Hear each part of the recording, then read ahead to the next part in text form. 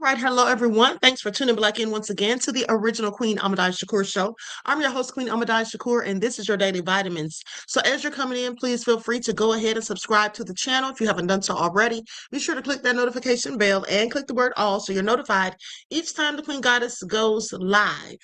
Okay, so now with that all being said, let's get ready to get black into it. Everybody hit the like button. Also, don't forget to double check and make sure that you're still subscribed to the Queen's channel, especially if you have not been receiving your notifications. It's the one and only Queen of Receipts, the dropping gems in these YouTube streets, the lawyer Royce, nowhere to go. Tune in for the infamous morning show, giving the news that you need to know. So don't you dare miss the wake-up call. Then in the evening, I got all for y'all. Get your dose of daily vitamins. You know the Queen makes it make sense. So true.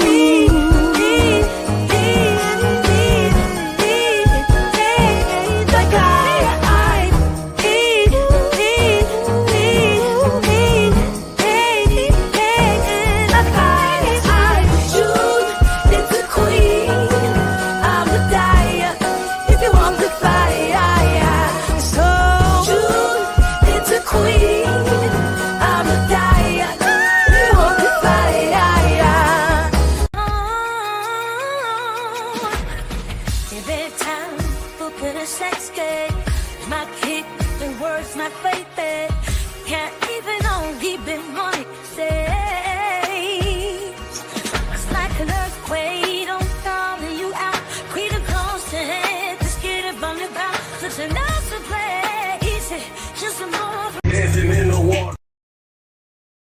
Dancing in the water. If you single, we can 69 on in the water. He can't say that, she can't say I'm dancing in the water. Pussy ball, you can see them lips through my jaw. Pussy ball, you can see them lips in my driveway. We outside, big bus. Bitches got their feet done, S&T's done. Outside, big pussy. Bitches got their feet done and their teeth done. Big dude, pool party, gang, we doing. Big dude, pool party, come get me home. Throwing money in my pool party.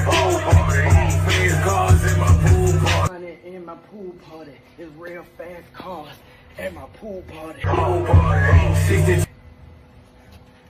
At my pool party. Hey, pool party. At my pool party. Think you really trying to fuck with me? You fucking with my money? My shit you poured in the kitchen. I should have fucked you up, but I let you walk away. If you ever pour that shit on me again, that will be your last motherfucking day standing. I promise you that. Yes, sir.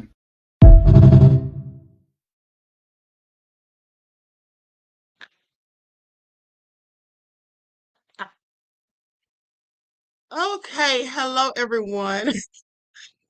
My aunt Egypt said, what in the world's going on? Did y'all see that big behind? I am so through with her. Okay, and then he said, yes'm. Not yes'm. I am totally done. What's he gonna do with all of that? I have several questions. Taya said, Queen, what you got going on in here?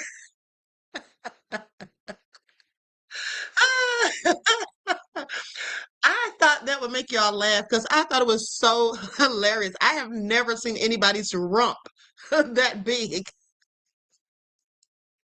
Anywho, let's get into it. Because the word on the streets is, and I don't know if this is true or not, but some people are saying on TikTok that the Asians are trying to get Trump to make us stop boycotting them. Are y'all hearing this? What is Trump going to do? And then my dear sister Lisa Cabrera reported on the Haitians, and she said, you're welcome, Tanya, beloved. And she said that the Haitians are talking about, hold on, Danielle said, Queen, she can have several seats with that room.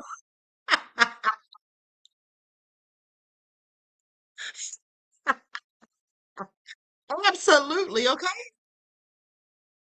But listen, you all remember this morning when you all said that the Haitians were gonna put voodoo on me?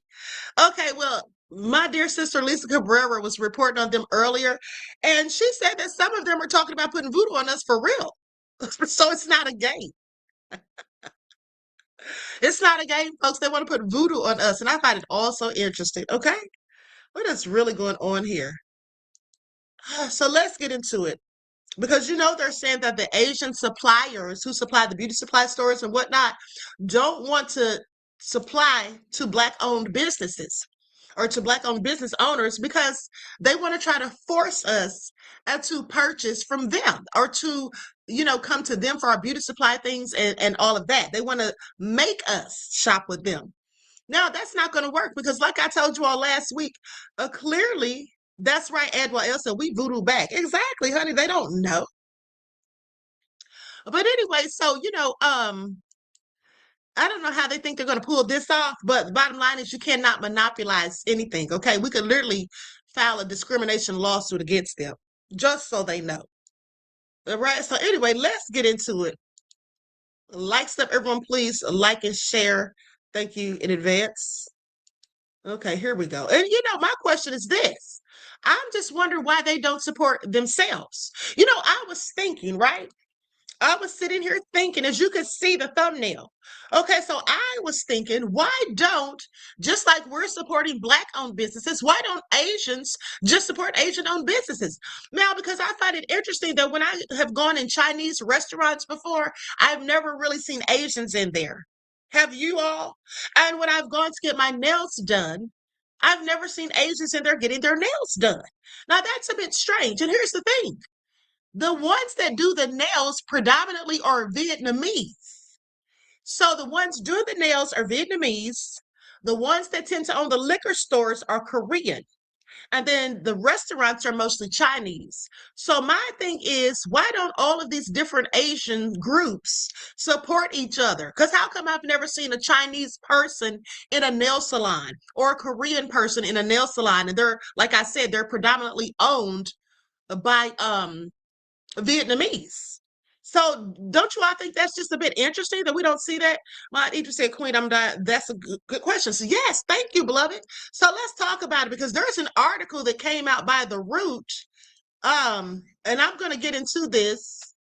It came out a few days ago. It says why Asian-owned stores are losing their Black customers, their customers to Black business. Well, quite frankly, this is all their own fault. Let me just put this up on the screen. Y'all see it? A Black-owned nail salon in Atlanta was filled with customers after calls to boycott Asian businesses gained traction with no signs of slowing down. See, here it is right here.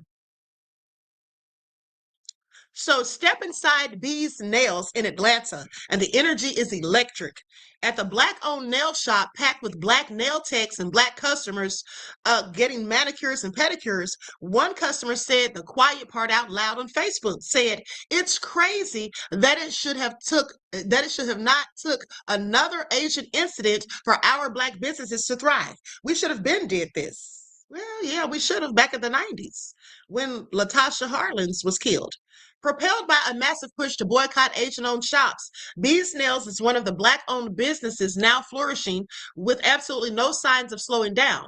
Now, Miss B, the owner and manager of B's Nails, confirmed to The Root on Monday, June 22nd, she said, "We have seen an uptick in business since the boycott.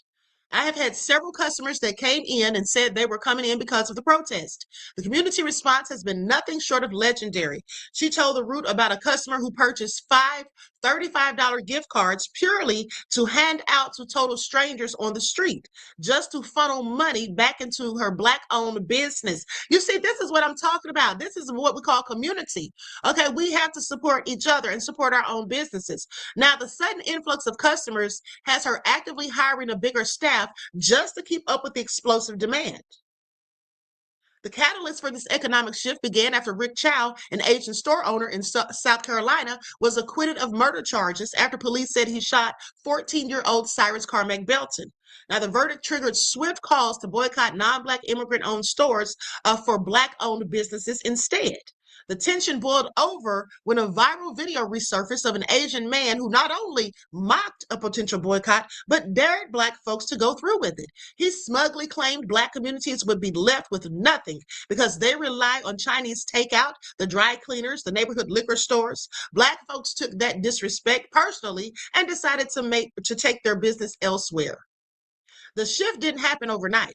It's apparent on all fronts, including their storefronts. Okay, activists protested in front of a Korean-owned beauty supply store in Texas, where holding sign-holding demonstrators discouraged patrons from walking in and offered Black-owned alternatives to patronize instead. See, I didn't know they were doing all of this. I know that some people, were trying to redirect people because they made videos about it, but I didn't know they had whole groups of people literally going around and giving the information to these Black-owned businesses. That's a very good idea. Now, over in Charlotte, cell phone video showed Misha Beauty Store's manager, identified as Sue Ho Lim, kicking and choking an unidentified Black woman who he accused of stealing $3.99 fake eyelashes. Outraged protesters swarmed the storefront immediately after. Do you all hear this? And they're always accusing us of stealing when you haven't stolen anything. Now the boycott of non-Black-owned stores is booming in real time. One TikTok account recently celebrated 2 Asian-owned nail salons being empty as F after allegations of discrimination. Now those empty seats are a gold mine for Black creators and business owners. And so in response, Black entrepreneurs are flooding timelines to promote their own brands, rallying the community and turning decades of systemic retail discrimination into Black-owned revenue.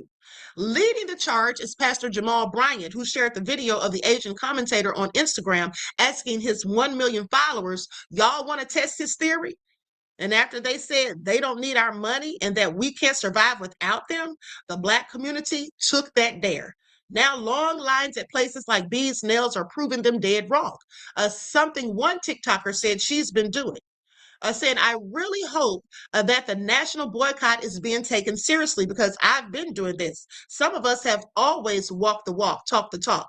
Okay, the rich Benbow said on TikTok. Okay, so let me just tell you all this.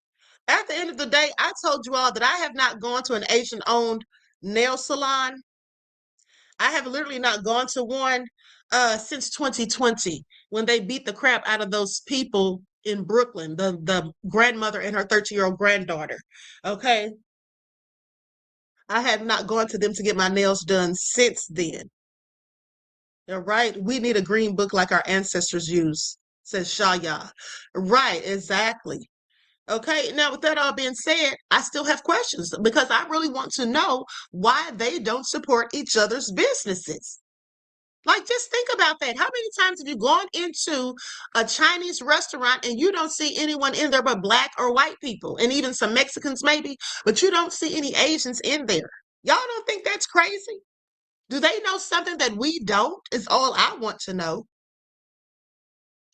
Anyway, let's go to some of these clips. Hold on. Before we go to these clips, I have to show you all this video I've been meaning to show you all for days, and I keep forgetting. The Congolese, okay, they went to the World Cup in style. You all have to see their outfits.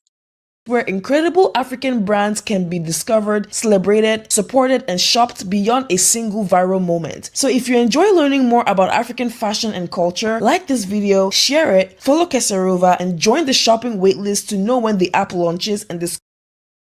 Who told the Democratic Republic of Congo that they could arrive at the World Cup looking this good? Because this wasn't an arrival, it was an entrance and a statement. While most football teams arrived in tracksuits or matching travel sets, DR Congo stepped out in black tailored suits with striking leopard print details, matching travel bags, polished shoes, and dark sunglasses. Every detail told a story, and that's what made these outfits unforgettable. The team is known as Les Leopards, also known as the Leopards. So the leopard print wasn't chosen because it was trendy. It was a tribute to the team's identity, their heritage, and the pride they carry onto the world stage. That's what separates good fashion from iconic fashion. The best outfits don't just look beautiful, they say something. These suits were designed by Congolese designer Alvin Junior Mack of JMac X Paris, and they were created as a tribute to the legendary 1974 Leopards team, the first team from sub-Saharan Africa to qualify to the World Cup. More than 50 years later, a new generation of players is honoring that historic legacy, not only through football but through fashion. And the inspiration runs even deeper. The designs draw from La Sape, the iconic Congolese culture of elegance and self-expression. It's about presenting yourself with pride and refusing to let your circumstances define you. This wasn't African fashion trying to imitate anyone. It was Congolese fashion standing proudly on its own. For decades, the global fashion conversation has revolved around the same cities, the same luxury houses, and the same definitions of sophistication. But moments like this remind the world that some of the most exciting creativity has always existed across Africa. Yet many people will remember the photos without ever learning the designer's name. That's exactly why Kesaruva exists, to create a space where incredible African brands can be discovered, celebrated, supported, and shopped beyond a single viral moment. So if you enjoy learning more about African fashion and culture, like this video, share it, follow Kesaruva, and join the shopping waitlist to know when the app launches and discover and shop more African brands shaping the future of fashion.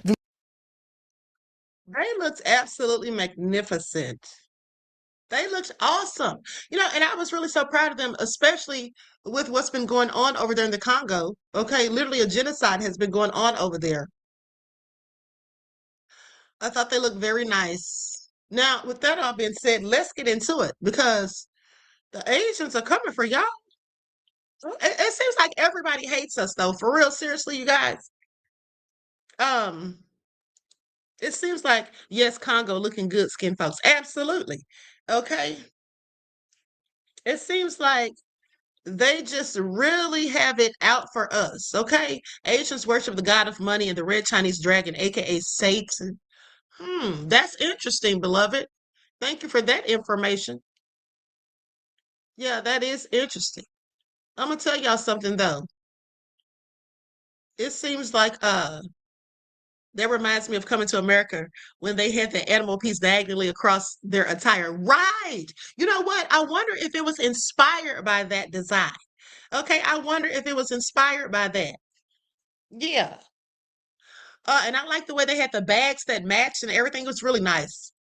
Now, with that all being said, here's the thing. Why is everybody hating on FBA?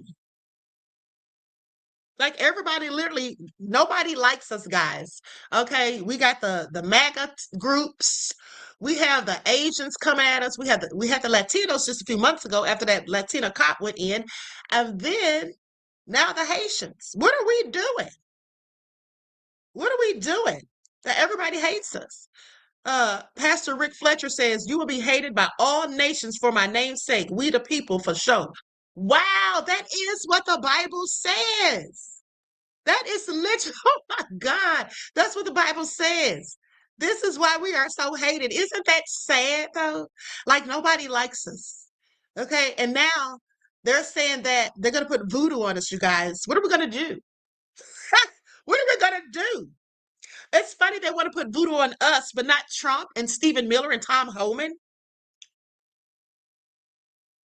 Y'all don't find that interesting? They want to immediately put voodoo on us because of what Trump is doing. What do we have to do with any of it? Right? This is all sad. This is all sad. But what they need to realize is no weapon formed against us will prosper. Okay? It won't work. Pay attention. Okay, so now let's get into it. Let's get into it because this Jamaican man was praising the Asians above his own people. I want y'all to hear this. Okay? That's right, Millicent. Minded our own black business that everybody wants to come for us. These are taking over Jamaica like rapid wildfire. As a Jamaican, this is very alarming and this is troubling. Listen, I want to explain. Full disclaimer. The Chinese people and the Indians, they are some smart and savvy business people. that know how to do business, and they are very great at providing stellar, top-class premier customer service. Something that Jamaicans don't have any idea of doing, at least most. Because a lot of time, people, we go to Jamaican businesses and we go do business, and when you go there, it seems like we are begging to be served. It all makes sense. While Black Americans are boycotting them, these Jamaicans and Caribbeans are praising how they're doing business. Like, please open some more of y'all businesses, right? They're not even supporting their own people because they have an attitude. You heard what he said? Yeah, they have an attitude. The Chinese business is superior to y'all, and that's why we're going to support them over their own people. Instead of blacking them out, no, I'm gonna support my own people in their country. Mind you, this is their country. No, we're gonna support them over y'all, and we're gonna welcome more of their businesses. And you know, they have the edge on the Jamaicans. The Chinese have the edge on the Jamaicans because they control the ports. So they control what comes in to Jamaica and what goes out of Jamaica. And you know what? The products that's coming in from China into Jamaica, guess who they're going to prioritize those products for? Guess what businesses they're going to prioritize first, right? And they're not doing this in China. They're doing this in Jamaica.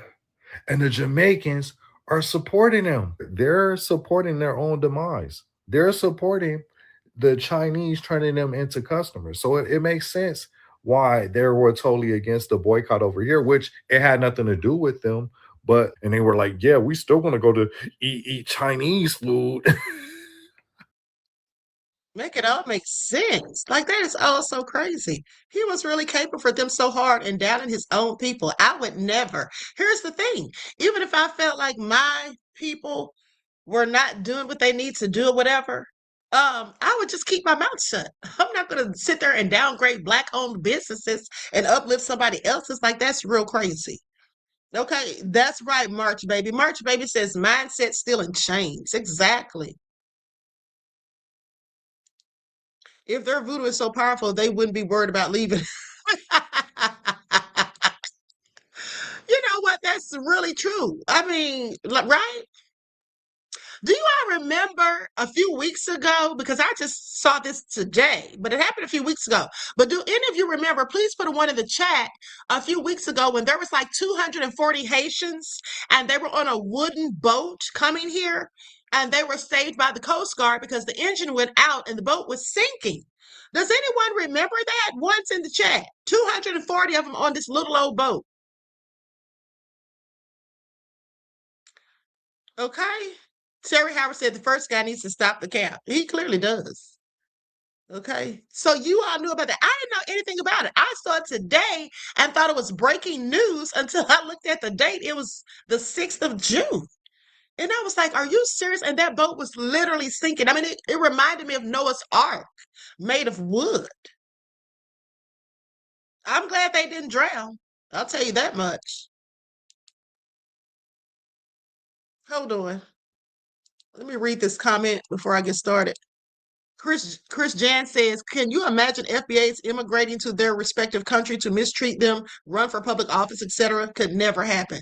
I know it's just like the audacity of it for me. Like these people seem like they don't realize that our ancestors are the ones that fought for them to even be able to come here. It's like totally disrespectful at this point. And then they had the nerve to tell me I'm being divisive. I'm sorry. I'm the least one to be divisive. I was just telling them about what they were doing. And they try to play dumb, like I told you, like they didn't have a clue. Like, oh, nobody said that. Nobody's doing videos. I said, just like you found my video, you can find theirs. And you probably already have seen it. Just go to the search on this app. Type in Haitians versus African Americans, because that's what it says. Okay, please. He said, boycott, be bald-headed. We said, who bald-headed? And what I say about writing checks that your ass can't cash, that be my bounce, ain't it? That be my bounce, ain't it? People today. That's fresh. That's new.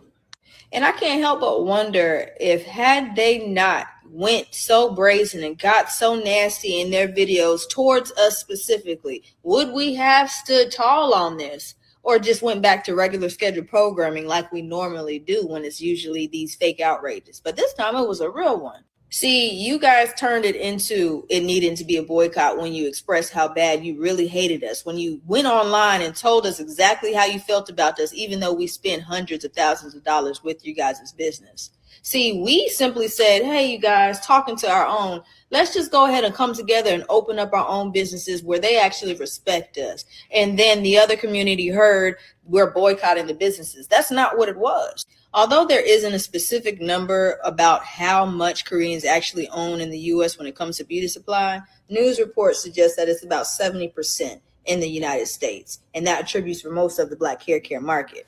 And see, the beauty care industry is not the only industry that Korea bases its economy on. It is also tech. But here's the thing. Just think about a table with 4 legs. If one leg is wobbly, the whole table is not stable. And Korea is seeing that happen in live time. See, these are the Korean tech companies that attribute for most of Korea's economy and how they make their money. And you know, tech is usually strong. It's taking over the world. It's innovation, right? But here's the thing that everybody's been talking about, but they're talking about it on lower levels, not necessarily higher levels where you can understand where it might affect big businesses. AI is taking over, sweeping across the world and taking human jobs, but replacing technology as we see it. So again, back to that wobbly leg on the table that I was speaking about. If we have Korea and the table is Korea's economy, South Korea that is, and let's say beauty supply and hair is one leg and another leg is the tech. Just because tech is failing is not necessarily going to make the whole table fall because it's on a foundation of 3 other legs, right? So it's just wobbly. But what happens when the other leg can't compensate? The whole table falls. Now, see, Amora Pacific and LG Health and Household is responsible for South Korea's beauty industry economy, okay? See, the South Korean stock market, called the KOSPI, saw one of their largest stock market drops in history. Okay, that was on June 23rd, where it dropped nearly 10%. The one right before that was June 8th, where it dropped 8%. So it just made me go digging a little bit deeper into the dates because analytics works a certain way. Everything has a cause and effect. Mind you, the Chow verdict came in June 1st. So subsequently after June 8th, we see the stock market start to plummet, and then it takes its second largest plummet on June 23rd. That's not by accident. That is by design. And of course, the news is going to blame the rise in AI and it taking over technology for South Korea's stock market plummeting. And they're not going to validate the second half of their economy, and that in the US, which they solely base most of their money off of, in the beauty industry here, is failing and having issues because of the social and political climate. Of course, they're not going to give Black Americans credit for anything, because if they were to publicize that, if they were to put it on the news that this is happening and this is why, it would wake more Black Americans up to realize that we have more power in our dollar. We just need to see that. And once we do, and we start intentionally spending our money with Black businesses, we're going to see a lot more changes. Listen, all in all, what I take from this is just excitement. I'm excited that for once, it seems as though Black Americans are getting it. They're getting the picture. It's been something that's been put in our faces since the beginning of time. We've only ever been told to be consumers. That's where everybody was comfortable with us being at, and they never wanted to see us ascend to anything other than a consumer. So, being a business owner, that threatens their livelihood because they base their whole makeup, their whole business model off of the Black dollar. So with that, y'all, it looks like we're resetting exactly how people feel about us. It's respect. We're resetting the respect level because all you can do is respect it, especially when your bills are not getting paid. I mean, after all, they did bring this on themselves. Like, it was totally not us, okay? And the way they reacted to it when we suggested, I mean, not all of them, but collectively, most of them, how they reacted, coming on here talking trash, calling us ghetto, just saying all kinds of things. Like, they didn't make it any better, okay? They didn't make it any better. And I do believe that a large portion of the way they reacted is the reason it's going so good. All right? Please pay attention. It says the Asian boycott is backfiring big time. This is what someone left her a comment on her page. Comments like this on this video. And this is like, reading is really fundamental. It literally said this is a joke. She's not a nail tech. She does not do nails. We were sitting there, we were bored, she was playing on my hands. Furthermore, it's not boycott. It's not backfiring. Everybody who has came to our salon has loved their nails. I'm not trying to be one of them, but you can't compete where you don't compare. I'm gonna show y'all our work for real, for real. And one more thing, y'all keep saying her nails, her nails, her nails.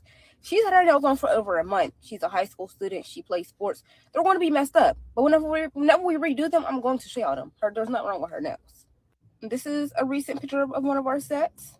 This is a picture of one of our sets. Not a great picture, but it's a picture. This is just the shaping on one of my sets. This was a set one of my nail techs did. Another set one of my nail techs did. This is a set one of my nail techs did. Yeah, and this is a set that I did. With that being said, I don't think a lot of salons are competing with us. In no way. On their best day, they're not. But I really feel like for y'all to be saying stuff like this, like, that's absolutely crazy. But anyways, y'all, we are located at 6009 East Ohio. This is what it looks like out front. That's the phone number. We take appointments, we take walk-ins, and we do almost everything. It's just a one-stop shop. You come in, you can get your nails done, your toes done, your eyelashes done, your eyebrows done. Whatever you need done, you can get it done, and we do a damn good job. One thing I will say is that we specialize in natural nail health. So if you have a fungus on your toes, if you have something going on, we are going to let you know, hey, you need to go see a podiatrist, because like I said, we have to keep you safe, we have to keep our other clients safe, we got to keep ourselves safe, as well as nails, you know. But anyways, yeah, come see us.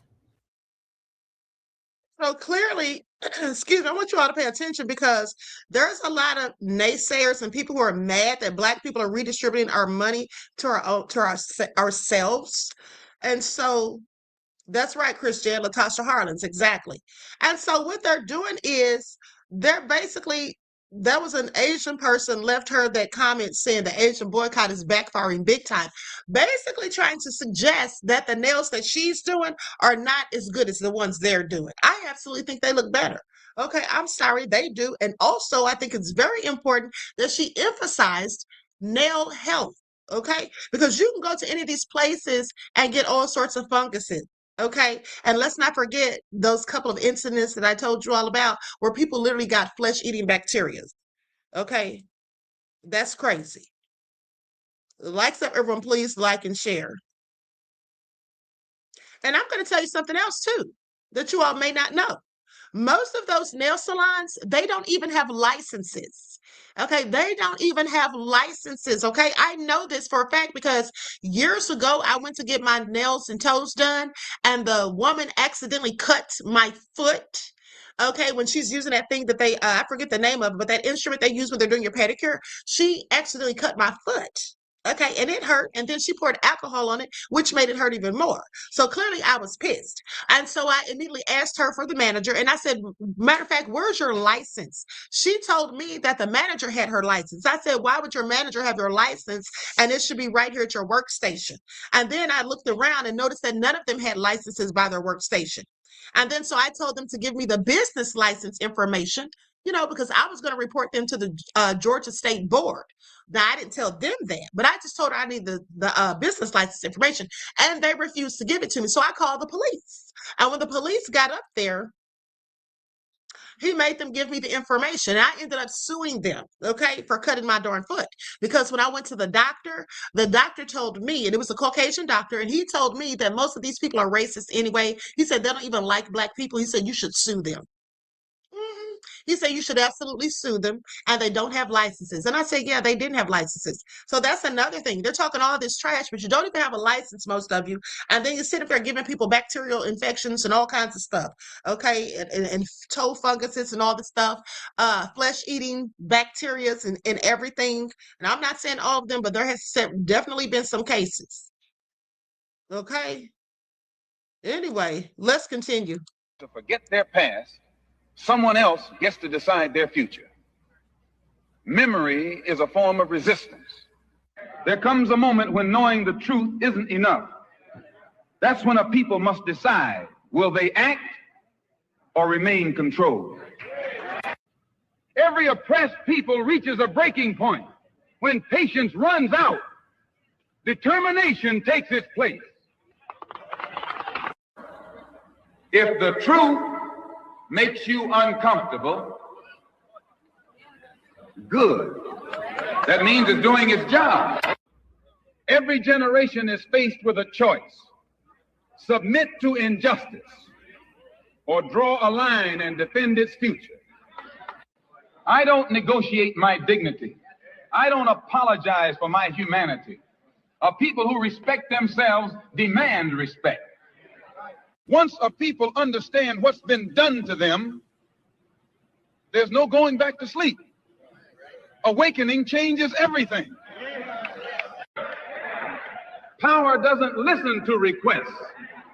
Power responds to pressure. And a united people apply pressure. No one responds. Okay, y'all heard what Malcolm said.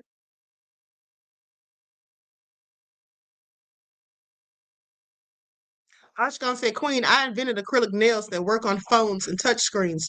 Want me to send you a prototype to your P.O. box? Ashkan, I do not. Ashkan, I do not have time for your BS today, okay? I don't have time for it. I literally don't. All right, now cut it out.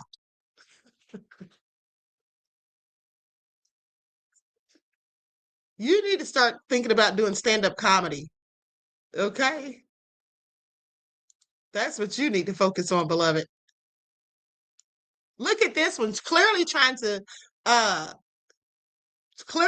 look like a white woman. Okay, I want you all to pay attention. And also, if you look at her eyes, they're not really that slanted. I think she got that surgery done where they get their eyes open wider so they don't even look like they're Asian. That's crazy to me. Boycott thing? Are y'all serious?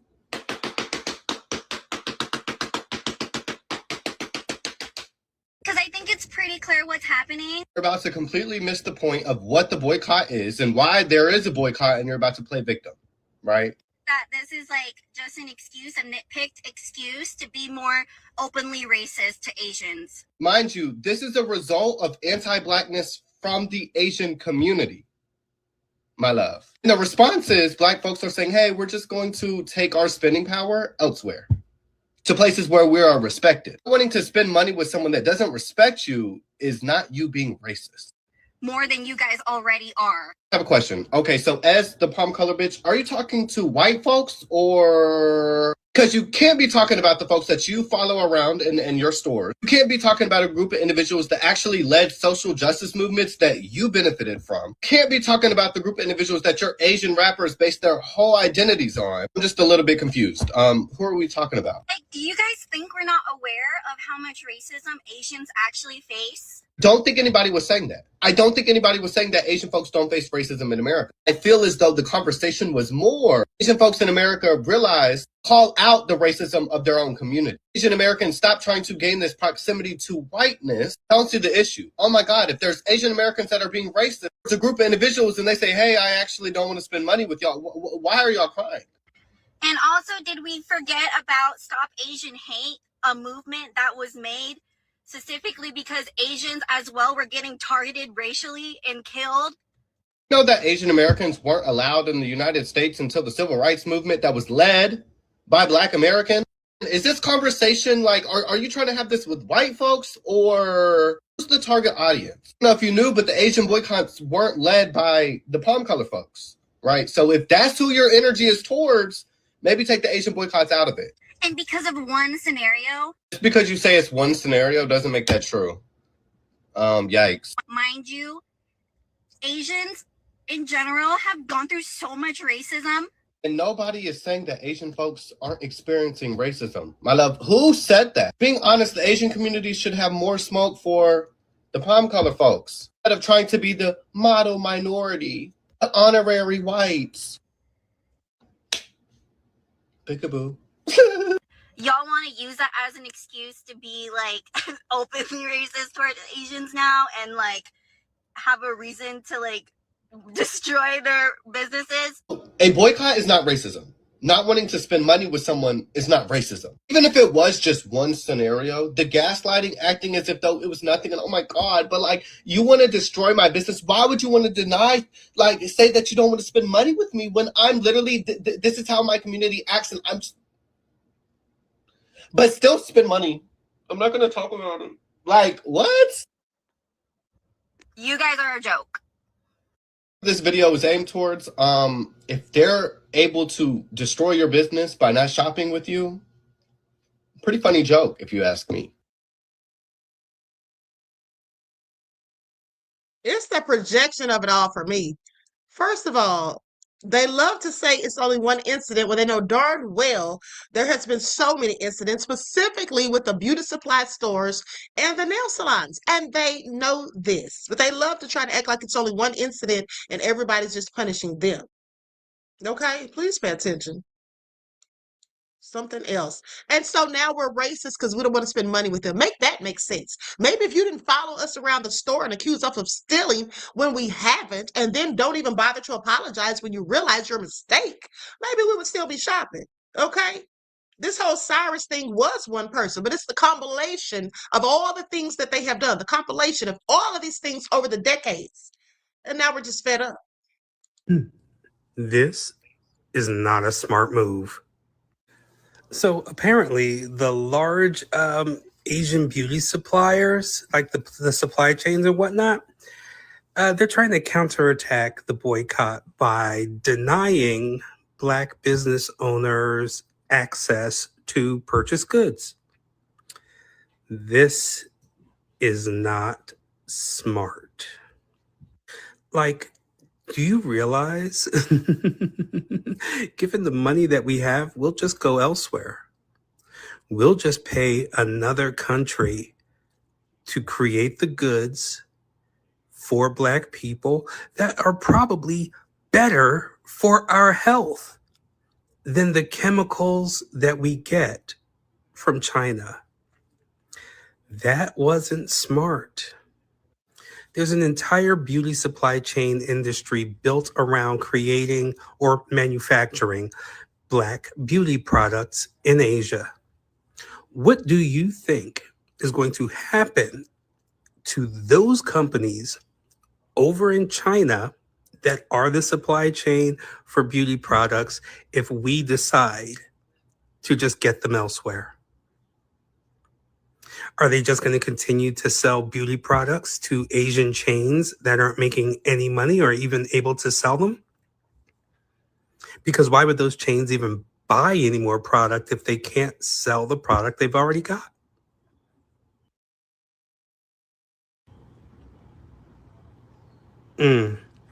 Things are getting really interesting.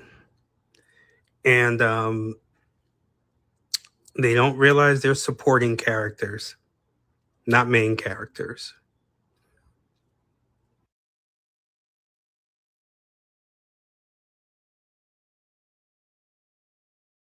You know, it's really sad that some people have to learn the hard way.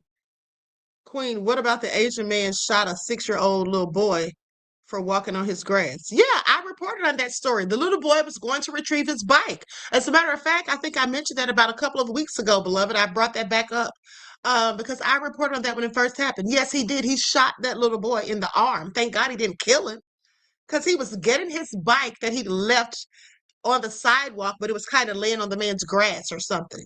That was just all crazy. And that's what I'm talking about. They talk about one incident as if they haven't done anything else. Like, make that make sense. If that were the case, we would have just blamed Rick Chow. But hold on, I want you all to see this. And let's talk about this right here. This video with this silly Black woman laughing like this is all just fun and games. Now watch this.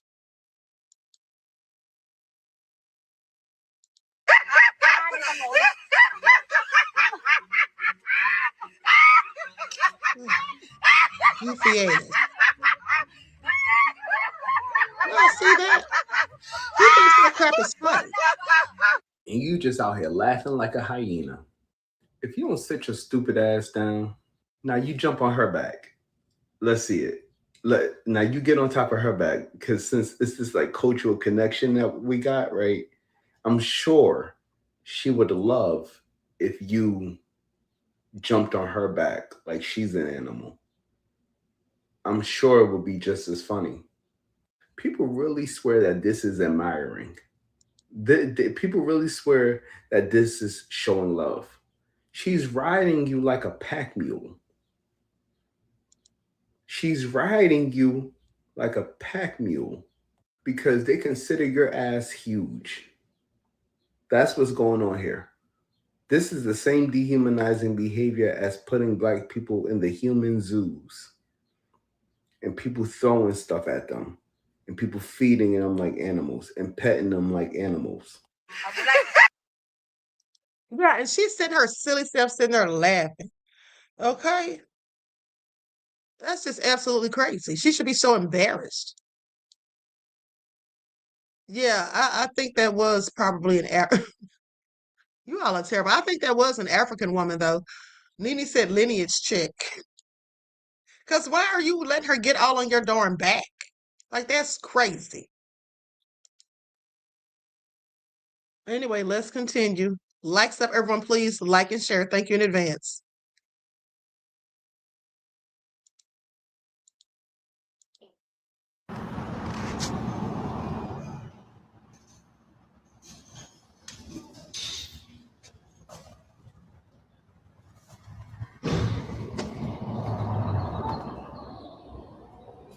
This is a Saturday.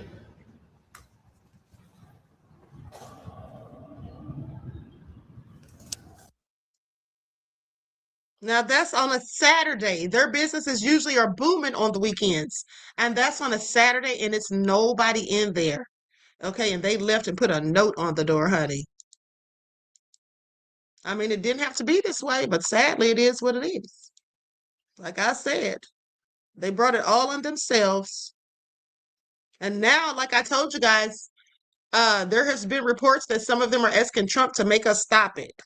Like to just force us to shop with them, I guess. Oh, crazy.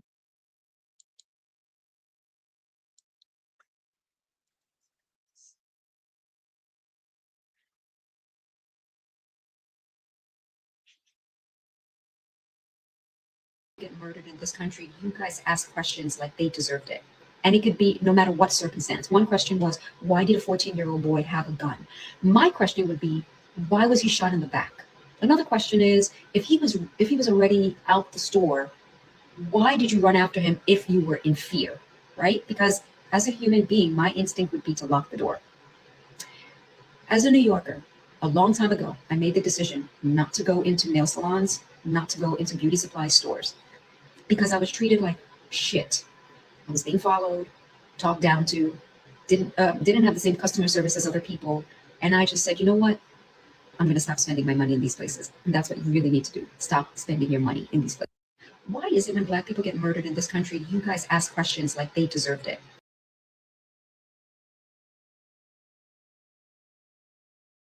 I'm going to tell you what it is. Also, D Major Scales, thank you. Say, Alexa, please play In the Jungle. You are so nefarious. Thank you for your contribution to the channel, beloved. I appreciate you. Peace, love, and blessings. Okay, here's the thing. When Black people get killed in this country and they ask these questions like, why did he have a gun? Talking about 14-year-old Cyrus.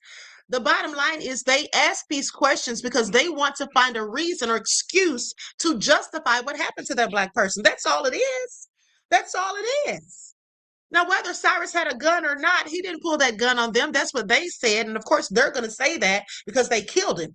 But the bottom line is the witnesses did not say that. Okay. And likely the gun was in his backpack. And when he fell, it fell out. Okay. That's about the gist of it. But because he had a gun that he did not use on anyone, they want to act like that's okay. Why does a 14-year-old have a gun? Automatically he deserved it. Yeah, that's what they think. But hold on, because there's a white man by the name of Lloyd Harrell, and he basically made this post, and I told you all about this post, where he was saying that the world's better with more dead black kids. But now he needs to figure out if he's going to still have a job or not, because somebody found out where he works. Okay, and they're sending it to his job. We'll see how that all pans out. Chat, I think we need to make this one pay. Meet Lloyd Harrell from Paris, Texas. And he feels it's a better place in this world if we have more dead black babies. This is in response to the 1-year-old who was murdered by police not even a month ago. And what Mr. Harrell doesn't realize is that he commented this from this Facebook, but left this Facebook wide open. And you know what's wide open? Will you look at that? Your place of employment. This is where you work. Look! You made it so easy. Oh yeah, we're all definitely going to call to make sure you are working there, because if you are, oh baby, your career is over.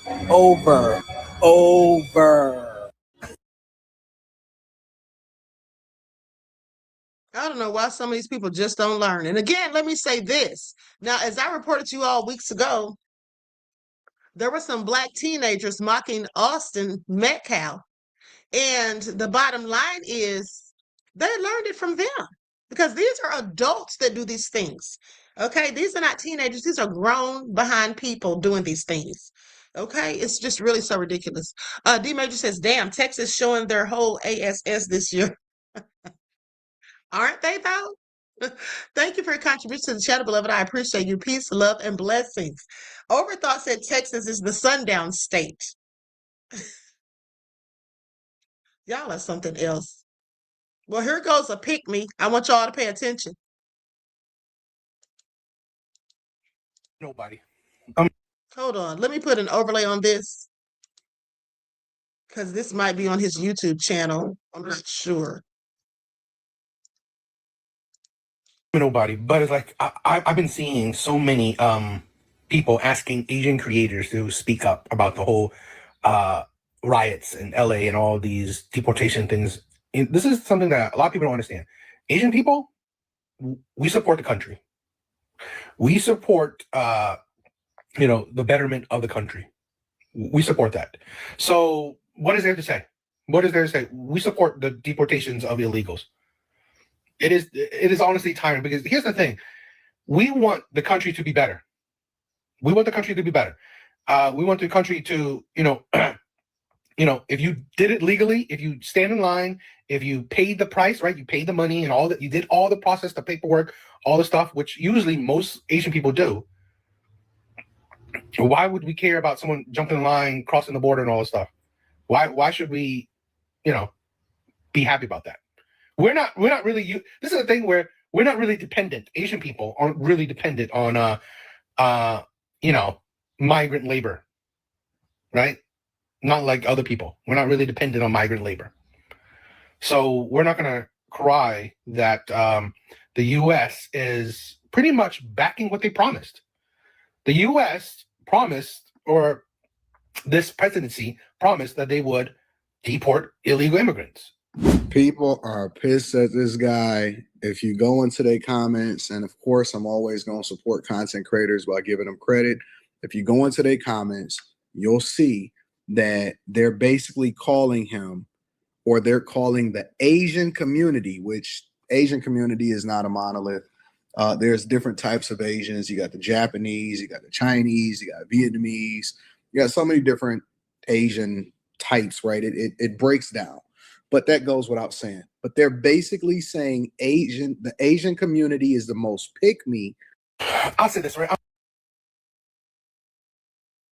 That's true. They are the most pick-me. That's just a fact. They're the honorary wanton supremacists, like I told you all days ago. They absolutely are, in my opinion. Okay? And they voted for Trump. I guarantee you they voted for Trump. That's why they're sitting there now trying to get Trump to do something about us not shopping with them, which I find absolutely nefarious. Okay. Also, a report just came out 3 hours ago about the Haitians, telling them to self-deport. We're going to go to the footage in just a second. But before we do, let's talk about justice for Kai James. Okay. The young black man who was found hung, okay, in Albany, Georgia at Turner Job Corps. They still don't have any new information. They're going to say this young man did this to himself. Last week in Albany, Georgia, on a Turner Job Corps campus. The coroner said, of course, there's no immediate signs of foul play, but there's still an autopsy and toxicology being done. When his aunt, who raised him, asked questions to the police, he basically gave her the runaround. They told her it's an open investigation. So she asked, okay, well, there's cameras on campus. Where's the footage of the cameras? They told her to go to the school. So she goes to the school and asks for the footage from the cameras, and they say the police have them. So a whole bunch of bullshit, as usual. There's one school official that told her he had seen the footage, and he wasn't sure why the school didn't have a copy. Now, the aunt says she doesn't know how he even could have done this because he had to go to the hospital earlier that same day because he dislocated his shoulder while he was doing some flips. Said he was a generally happy kid, wasn't having any mental health issues. He had lost his dad a few months before that, but the family was working through that together, and he had returned to Job Corps after getting his first certificate and his diploma in culinary arts to pursue another trade. So the kid was trying to better his life. He was doing a lot of things for himself. The more interesting part is that they say there's no immediate signs of foul play, but the students are protesting, saying that they know he didn't do this himself. They've been pointing to one specific person, paler complected individual, and the police say that they brought him in as a person of interest, him and his mother, but they won't tell the aunt whether or not he's been arrested or if he's just being questioned, or basically no information at all. There's no transparency really, because they say it's still an open investigation. They can't share any details, I guess. At this point, I've lost count of how many Black people have been found hanging this year, just this year. I know it's upwards of 10 because I stopped counting at 10. I don't know how many it's been.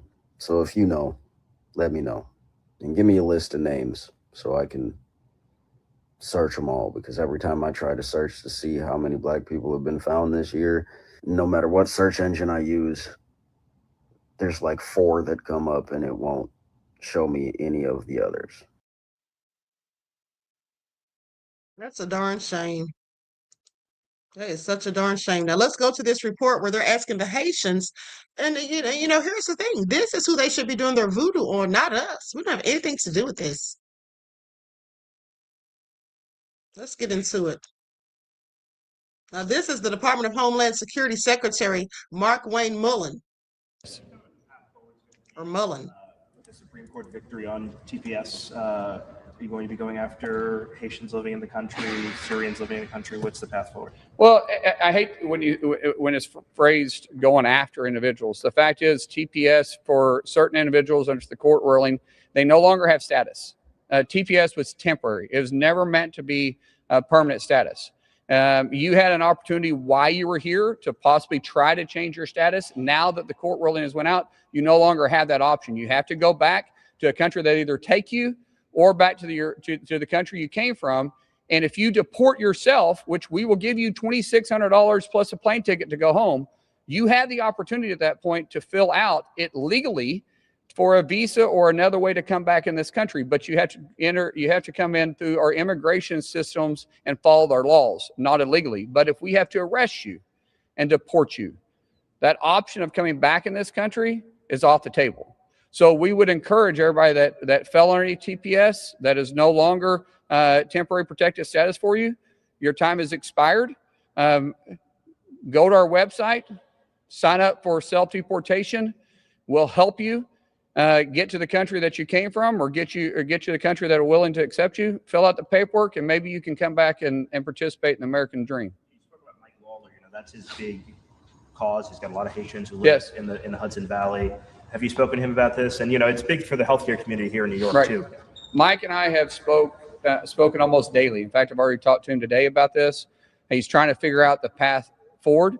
As I told him, he needs to encourage all the Haitians that are still underneath TPS status, or was underneath TPS status, to self-deport so they can have the opportunity to come back. So we're trying to work out, possibly even attach somebody with his office to help process the self-deportation. And then once they get back into the country they're going to, either host country or the country that they originated from, to fill out that paperwork and streamline it.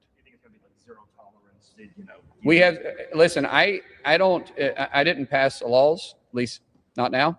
I'm in a position to simply enforce the laws.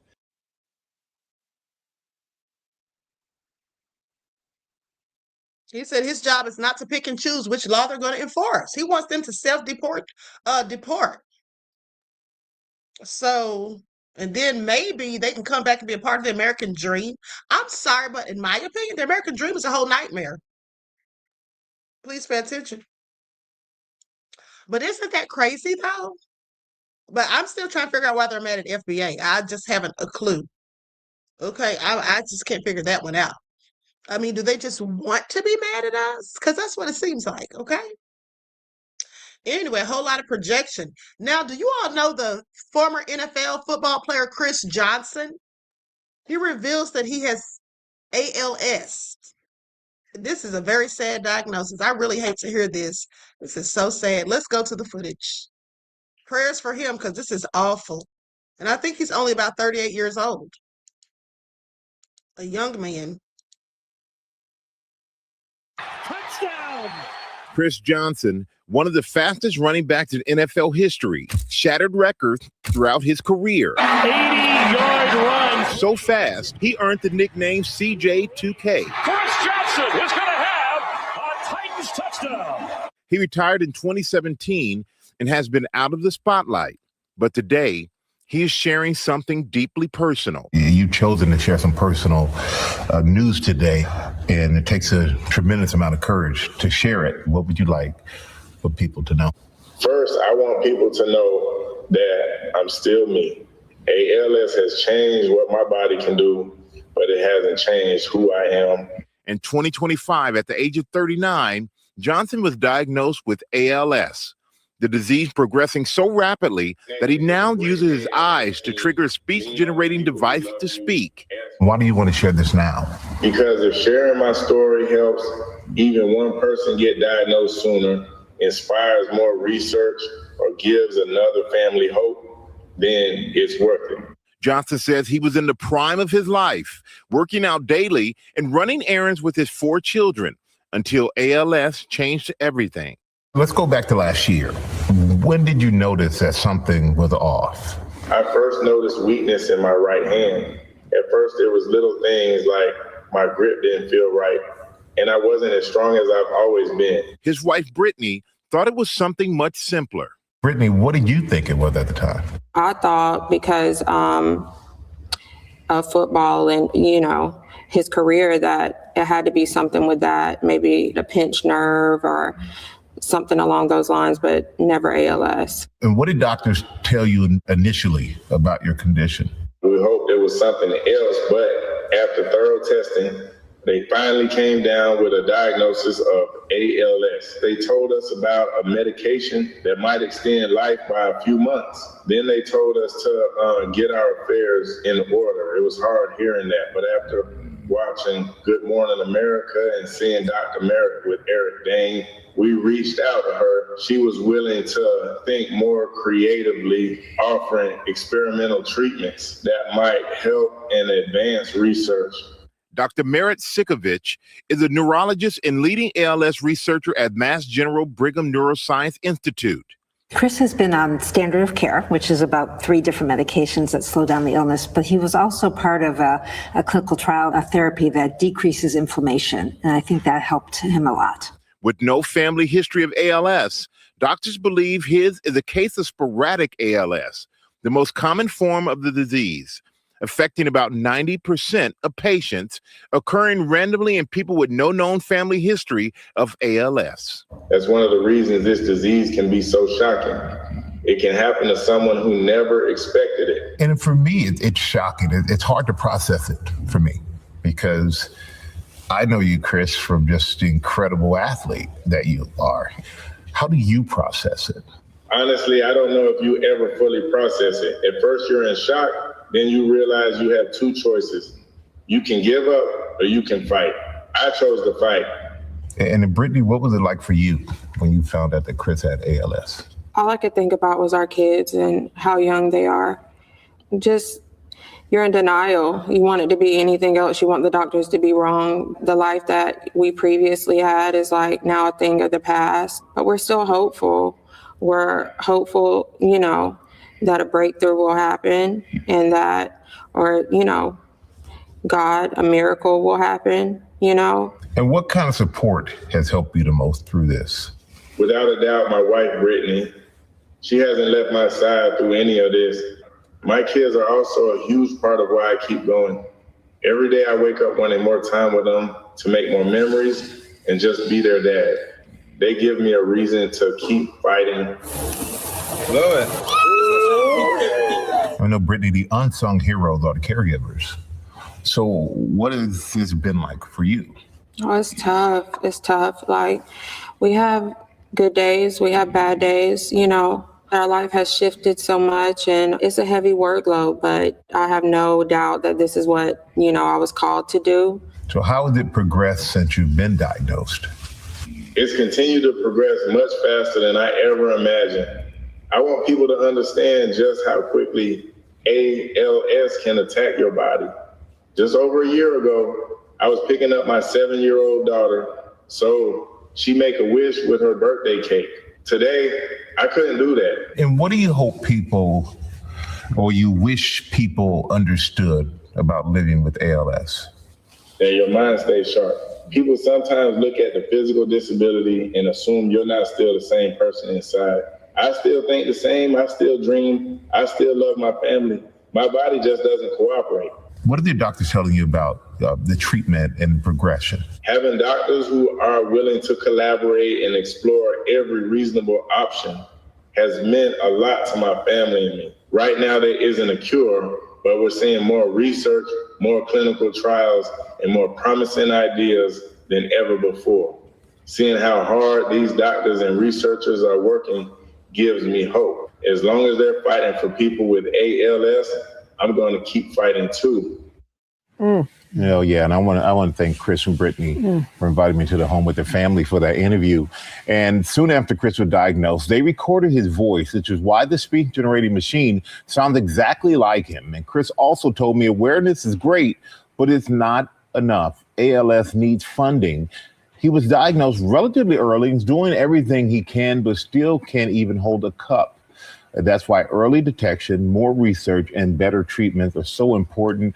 But he said if you're newly diagnosed, don't lose hope. Research is moving faster than ever. Incredible spirit. Yeah. My goodness. Yeah, but it was definitely, like I said, hard for me to process watching this guy who I've admired for a long time, an incredible record-holding NFL running back. But he still has that grit, doesn't he? And as I said, mind is still sharp. Yeah. Mind is still sharp. And still admire. You said you admired him still. I mean, his admiration right now is off the charts for what he's doing. Yeah. That was a great interview. Prayers for him and his family. That is so sad and heartbreaking. D Major says, hold on. D Major says, you just reminded me Danny Glover has Alzheimer's. Yeah, he does. He's 79 years old. He sure does. Danny Glover is my cousin, by the way. I think I've told y'all that before. His grandmother, Miss Hetty, she was a midwife. She delivered plenty of people in my family. Okay, so now with that all being said, he actually came to the family reunion years ago. Okay, so now listen though. Someone asked what ALS stands for. It's amyotrophic lateral sclerosis. It's also commonly known as Lou Gehrig's disease, named after a baseball player who contracted it around 1939. And here's the sad part, that once a person is diagnosed with ALS, they usually don't live that long after. In most cases, 2 to 5 years. Stephen Hawking was the longest living person with ALS, and I believe he passed away when he was like maybe 74. So, and Stephen Hawking is in the Epstein files, by the way. Okay? Greta says, yes, Queen, I remember he's your cousin. Yep. Danielle said, Queen, I believe there is a cure for all diseases and illnesses, and it's in the earth. The powers that won't that B won't allow this to happen because of profit. I believe that too for many things. I absolutely do believe that. Okay, I absolutely do. With that all being said, Nichelle says very informative. I thought ALS was strictly genetic. No. So with that all being said, but let's talk about it for a second. Now, the disease progression varies. Okay, it widely varies. About 20% of people live for 5 years or more. Okay, but like I said, most of them, when they get it, they start having the symptoms.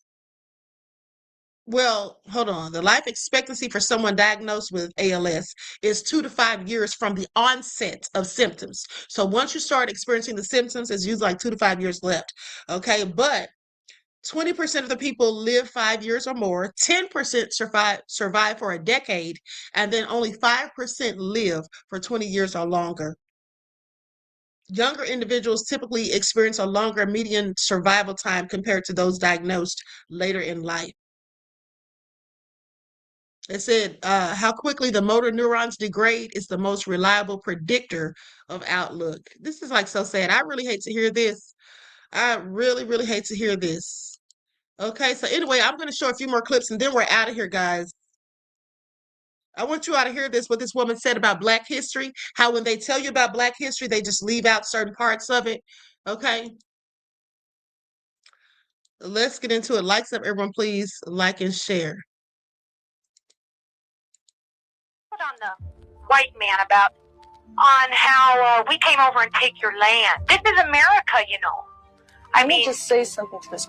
This is not America. This is Polynesia. Our country was. That's one of your problems. But you, caller, need to learn about Hawaiian history and about where you are. You think you are in America. You are not in America. You are in a colony that is in Polynesia that was taken. Just as, I might add, all of Eastern Europe was taken by the Soviet Union, which Americans think is a very, very bad place. Soviet Union. Well, the United States of America took Puerto Rico, it took Alaska, it stole Indian land, it took Hawaii, it took Guam, it took Micronesia, Palau, and you had better learn that history because you are the recipient of an imperialist tradition. You know, well, that wasn't okay. Now, that is not even the video that I meant to play.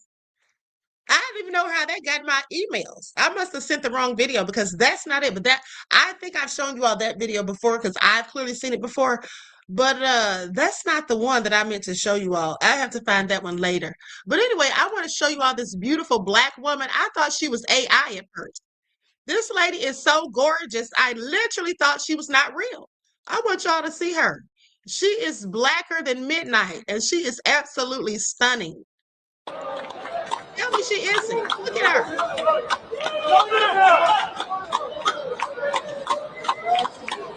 That lady is absolutely gorgeous. I'm talking about. Once in the chat if you all agree. Once in the chat if you all agree. Look at her melanin, honey. It is very popular.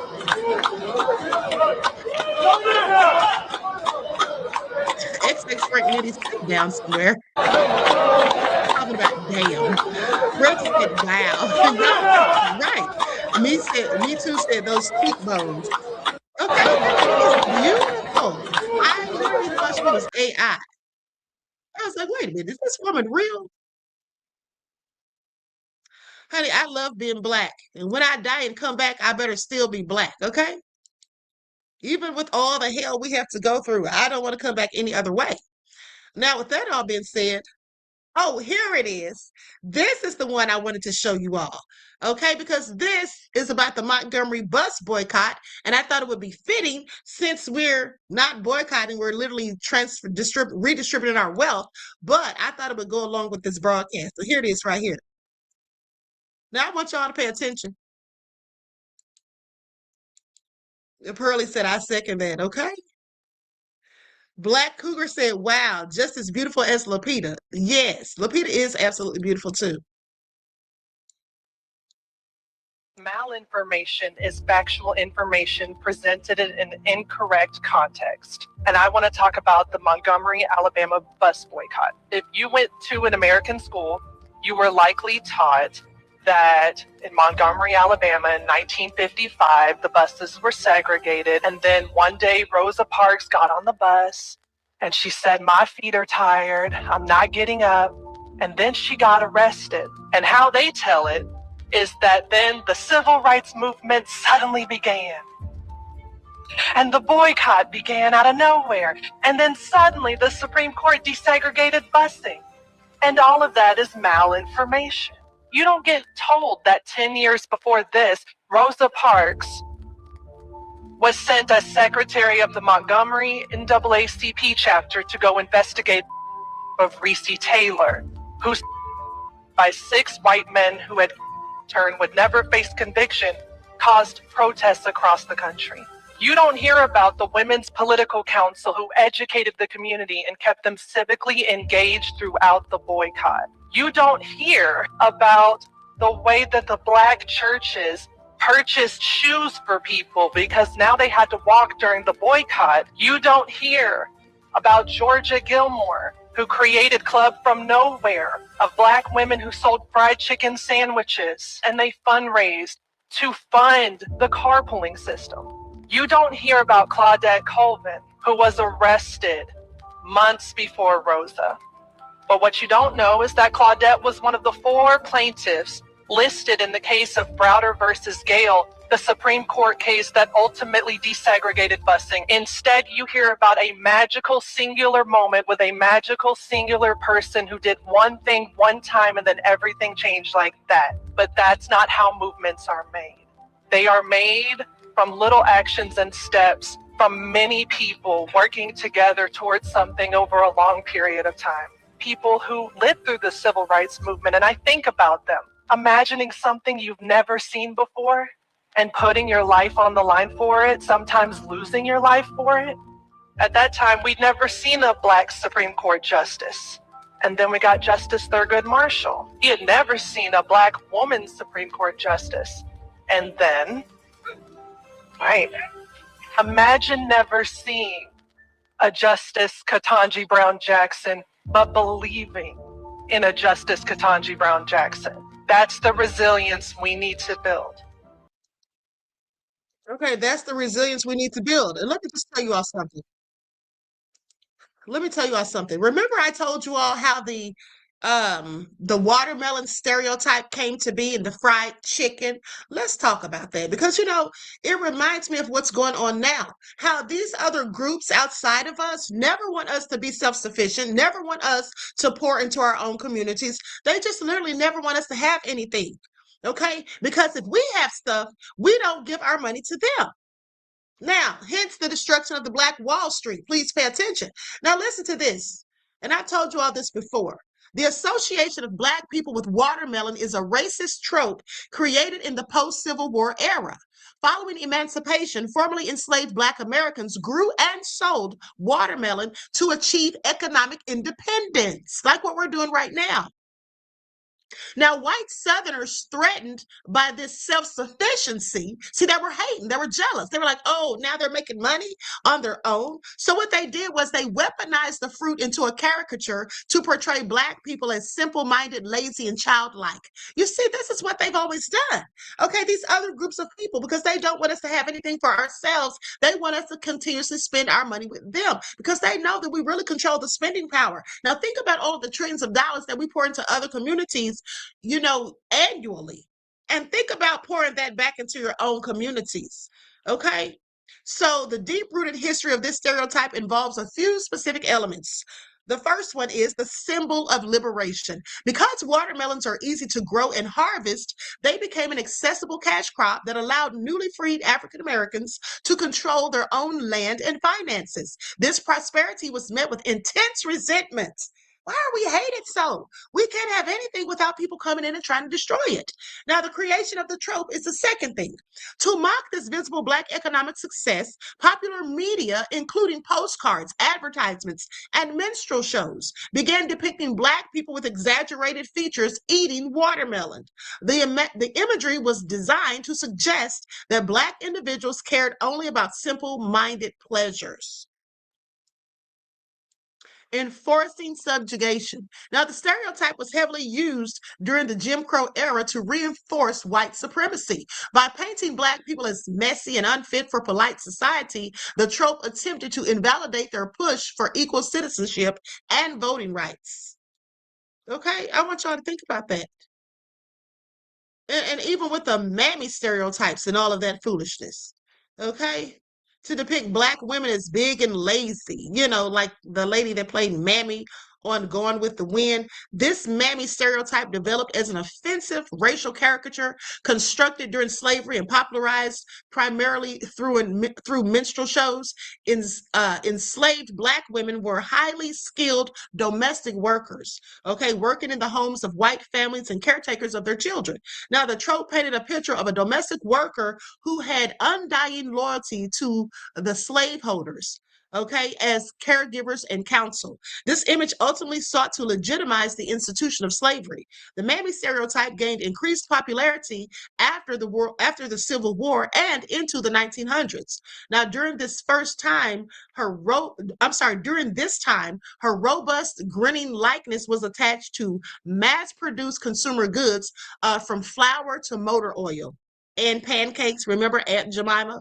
Okay, considered a trusted figure in white imaginations, mammies represented contentment and served as nostalgia for whites concerned about racial equality. The Pearl Milling Company's incarnation of the smiling domestic Aunt Jemima became synonymous with the mammy stereotype. In 1899, the company hired real-life cook Nancy Green to portray the character at various state and world fairs. The stereotype of the overweight, self-sacrificing, and independent mammy figure would also grow alongside the American film industry through works including Birth of a Nation, Imitation of Life, and Gone with the Wind.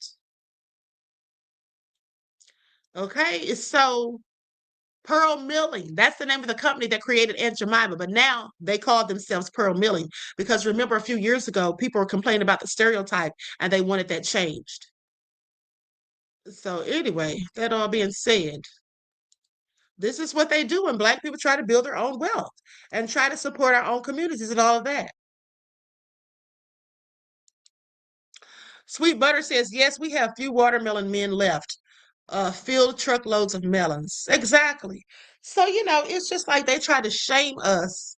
And I want you to pay attention to how other groups who have nothing to do with any of the things that we're doing have so much to say. Like that Black Cuban guy, the Afro-Cuban that came out trying to clown us for boycotting or redistributing the wealth from the Asians, came out talking trash. It was none of his business. Why was he concerned? And then even some of the raccoons amongst us who still want to shop with him, my thing is that's fine, but why do you have to come online making videos about it, talking trash to us? It's like they want to be pick-me's. That's all that is. Okay, because there was one Black lady who did a video basically talking about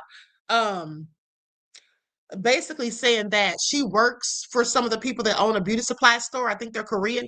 And she said, oh, they're very nice to me and they're nice to my kids and all of this and that.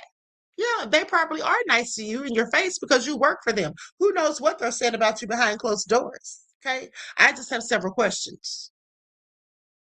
That's right, Sweet Butter. Reset Black wealth. Exactly.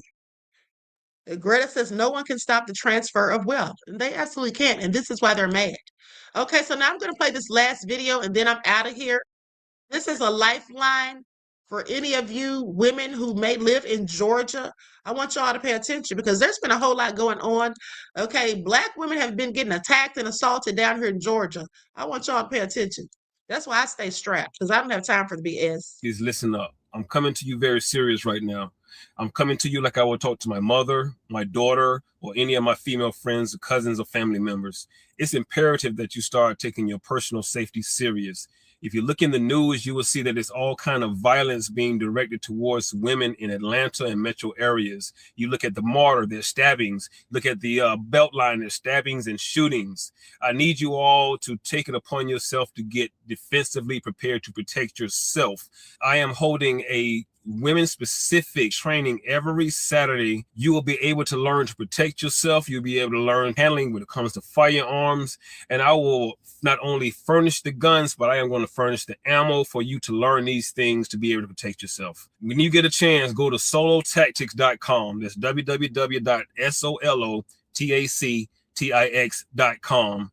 every Saturday. Have any problems? Give me a call, 470-218-0621. Ladies, please, please, please take it upon yourself to get defensively trained. Solo Tactics, we're waiting for you. Okay. Y'all heard that, right? It's all crazy. It's all crazy. Lillian said, okay, Queen, as we all should in these days and time. Exactly, beloved. Lillian asks, who is this picture you have on your profile? Girl, I was looking for your dimples. I was looking for your dimples as usual. Okay, is this your mom, beloved? She's a pretty lady. Okay, Reggie said we need him out in Cali. Okay. Eskimo Black said, how do we turn the Chinese into customers? How do we turn them into customers? I don't know, beloved. I never thought about it. I mean, they don't shop with us anyway, and they're definitely not going to shop with us now. Okay, that's what they're not going to do. Leon said, any woman in public not protecting herself is asking for trouble. Exactly. Okay, absolutely. So we better say, yes, we do. No, I know that's you. You said, that's me, Queen. I changed it. I know that's you, but that picture isn't you. Who is that picture of?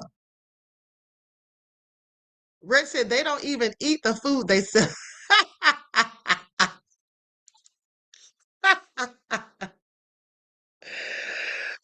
Reggie said they don't even eat the food they sell us. Lillian said, you want me to change it back? LOL. You don't have to change it back, beloved. I just love seeing your dimples. That's all. Okay, so listen, with that all being said, I'm going to conclude this broadcast. I want you all to like and share. Subscribe to the channel if you haven't done so already. Okay, be sure to click that notification bell and click the word all so you're notified each time Queen Guidance goes live.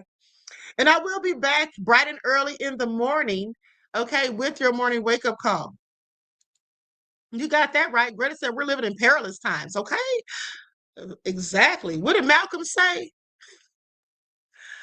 What did Malcolm say about us? Hold on. Documentary on China foods, bottles of mixed made in what? Into baked chicken. What the hell is that? That sounds gross. Where is this documentary, beloved? Where can we watch it? Please put that in the chat because I want to see this. Okay? Anyway, with that all being said, I'm going to conclude the broadcast. I want to thank you all. Each one, teach one. That's how we grow and thrive. Do something productive, constructive, but never destructive. And always remember, beloveds, to keep the Most High first in your lives. And until next time, I will talk to you all again soon. Peace.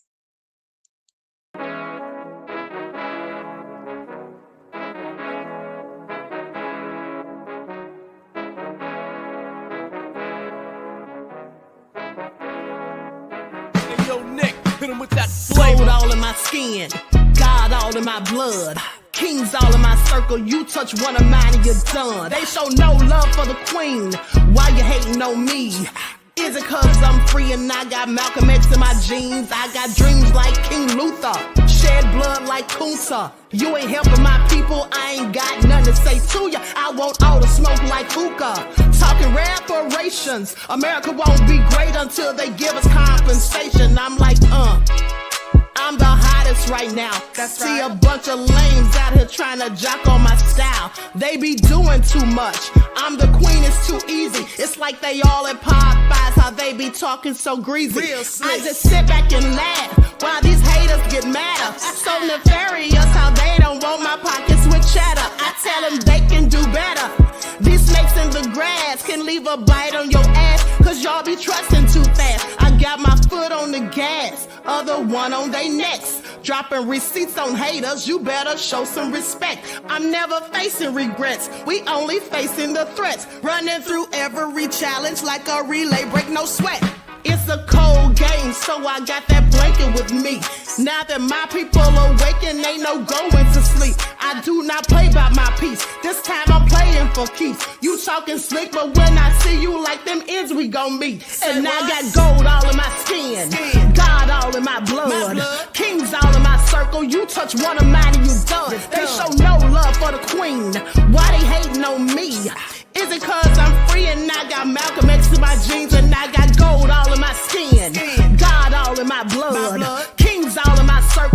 touch one of mine and you done. They show no love for the queen. Why they hate